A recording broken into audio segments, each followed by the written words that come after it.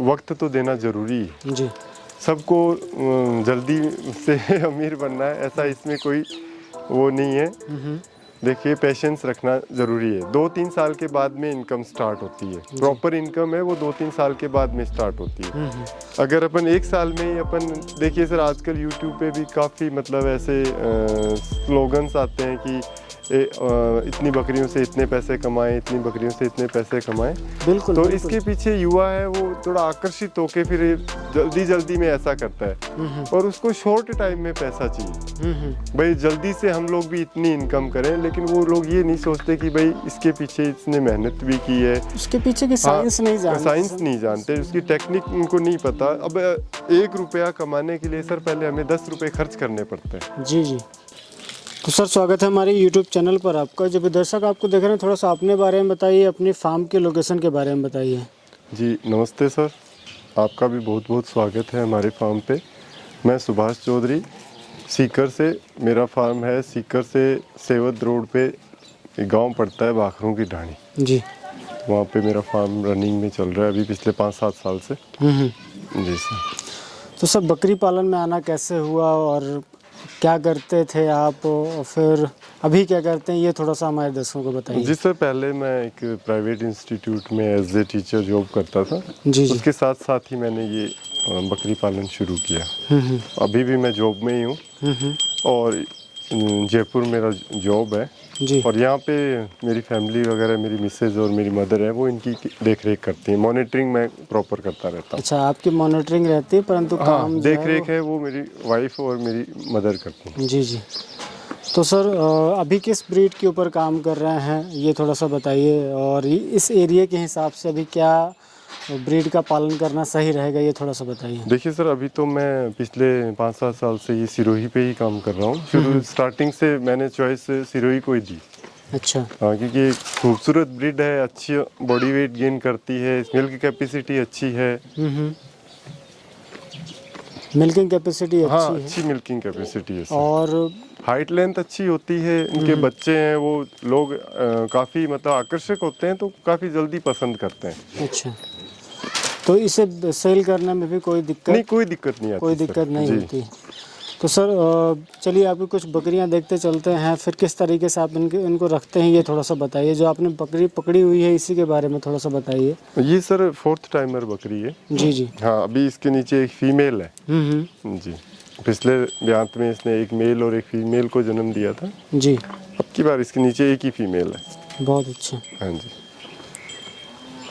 अब milking capacity कितनी होगी sir? Milking capacity 1.5 litre time का। 1.5 लीटर टाइम का। जी। बहुत अच्छा। कुछ इस तरफ बकरियां खड़ी हैं सर, इनको थोड़ा सा इनके बारे में भी बताते चलिए। और आप अपने यहाँ पर किस तरीके से इनको रखते हैं ये थोड़ा सा बताइए।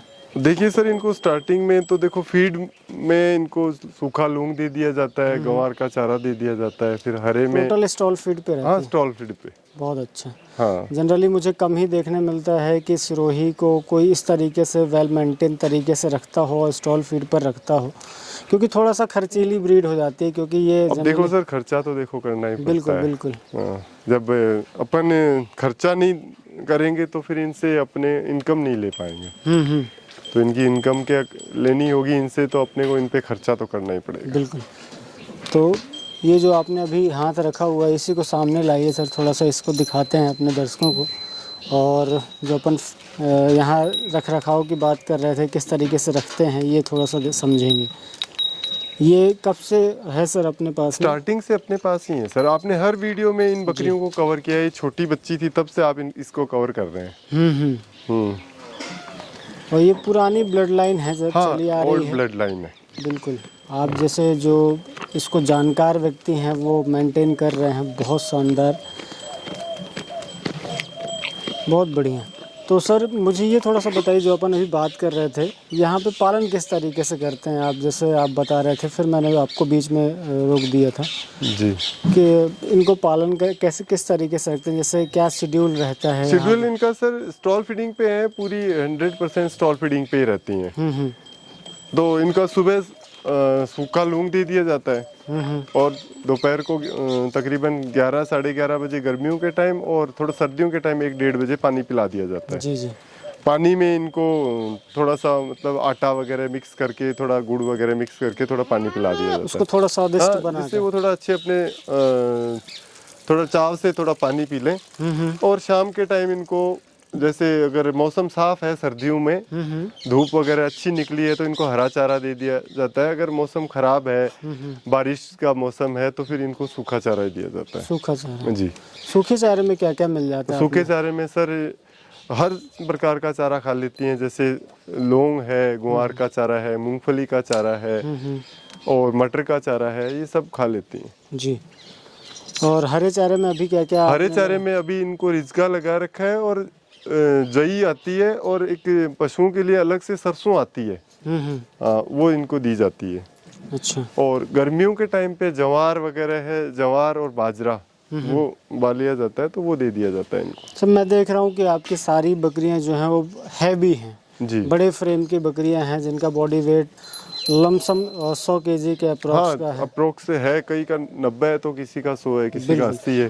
तो सर बहुत सारे लोग एक बेसिक क्वेश्चन पूछते हैं कि यार बकरी को लमसम कितना खाना दिन भर में वो खाती है, वो और कितना उसे देना चाहिए, ये थोड़ा सा बताएं।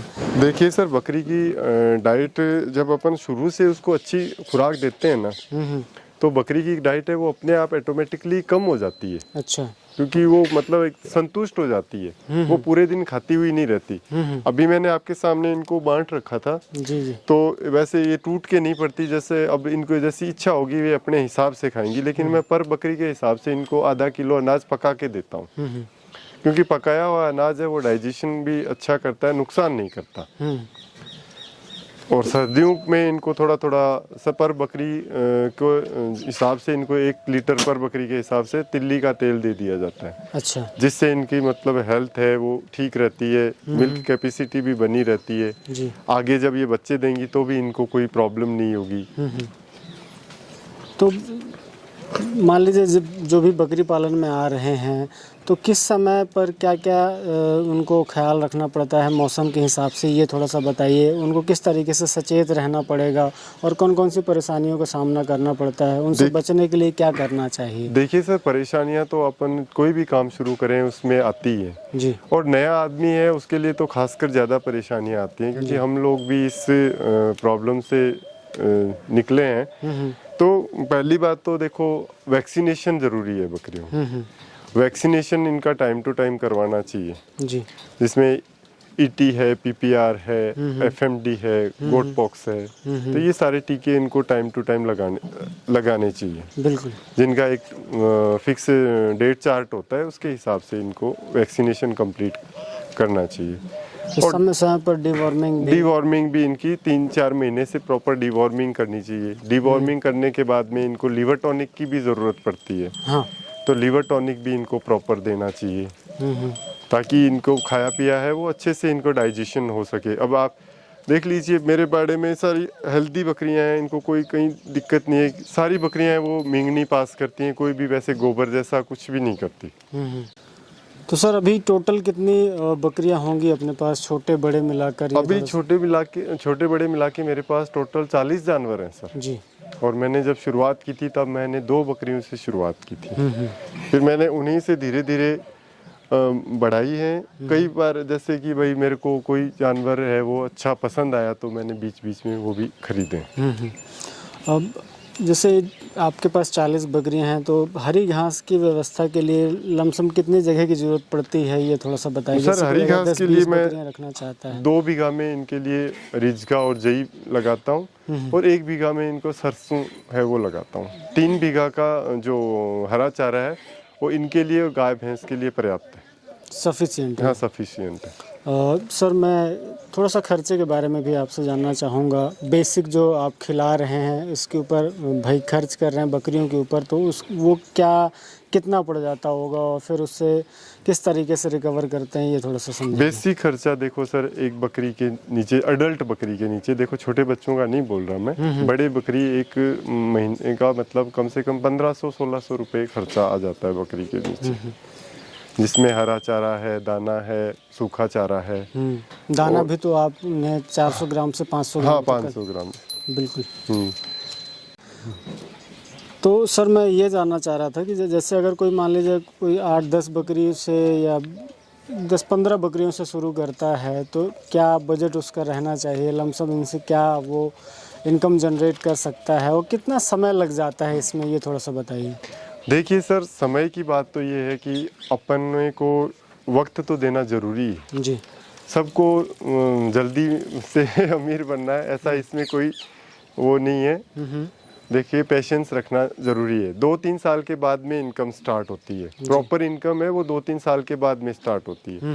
अगर अपन 1 साल में ही अपन देखिए सर, आजकल यूट्यूब पे भी काफ़ी मतलब ऐसे स्लोगन्स आते हैं कि इतनी बकरियों से इतने पैसे कमाएं, इतनी बकरियों से इतने पैसे कमाएं। बिल्कुल तो बिल्कुल। इसके पीछे युवा है वो थोड़ा आकर्षित होके फिर जल्दी जल्दी में ऐसा करता है और उसको शॉर्ट टाइम में पैसा चाहिए।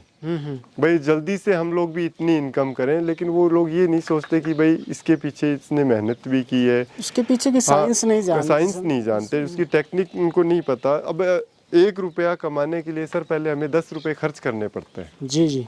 तो उसके लिए हमें टाइम भी चाहिए। तो 2-3 साल के बाद में प्रॉपर इनकम आना शुरू होती है। उसके लिए अपने को पेशेंस रखना पड़ता है, मेहनत भी करनी पड़ती है। जी जी।